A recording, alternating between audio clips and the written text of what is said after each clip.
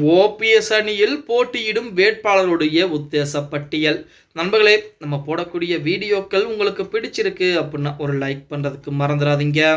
ஓபிஎஸ்ஐ பொறுத்த வரைக்கும் அனைவரையுமே ஒரு எளிதாக நம்பக்கூடிய ஒரு மனிதராகத்தான் இருந்து கொண்டிருக்கிறார். அப்படித்தான் அதிமுக ஒரு நபர்களை நம்பினார்.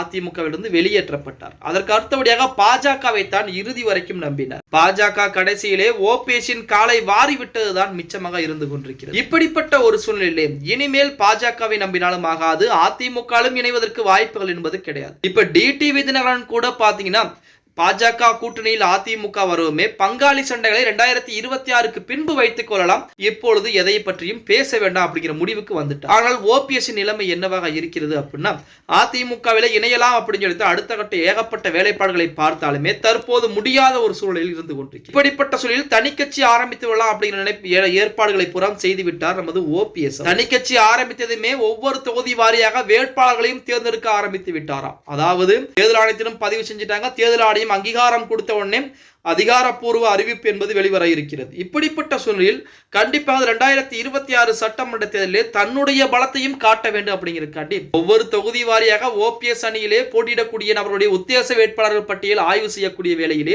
ஓபிஎஸ் தரப்பினர் இறங்கி இருப்பதாகவும், அந்த தொகுதியில் மக்கள் மத்தியிலே நல்லது ஒரு செல்வாக்கு இருக்கக்கூடிய நபர் யார் அப்படிங்கிறத பார்த்தீங்கன்னா தனித்தனியாக பிரித்தெடுத்து அவர்களுக்கு மட்டும் வாய்ப்புகளை கொடுக்கவும், பிளஸ் அதிமுக கூட்டணியிலிருந்து வெளியேறக்கூடிய கட்சிகள், திமுக கூட்டணியிலிருந்து வெளியேறக்கூடிய கட்சிகள், புதிதாக ஆரம்பிக்கப்பட்ட கட்சிகள், இந்த மாதிரி இந்த கட்சிகளை பூராமே ஒன்றிணைத்து மிகப்பெரிய ஒரு கூட்டணியை உருவாக்கக்கூடிய வேளையில் நமது ஓபிஎஸ் இறங்கி இருப்பதாக செய்திகள் என்பது வெளியாகிக் கொண்டிருக்கிறது. பொறுத்திருந்து பார்க்கலாம். 2026 சட்டமன்றத்தில் அதிமுகவிற்கு வாழ்வாசாவா அப்படிங்கிறது அதேதான் ஓபிஎஸ்க்கும் அப்படின்னே கூட சொல்லலாம். ஓகே गाइस, வீடியோ பிடிச்சிருந்தா மறக்காம ஒரு லைக் பண்ணி விட்டுருங்க. அப்படி இந்த வீடியோ ஃப்ரெண்ட்ஸ் அண்ட் ஃபேமிலிக்கும் ஒரு ஷேர் பண்ண மறந்துடாதீங்க.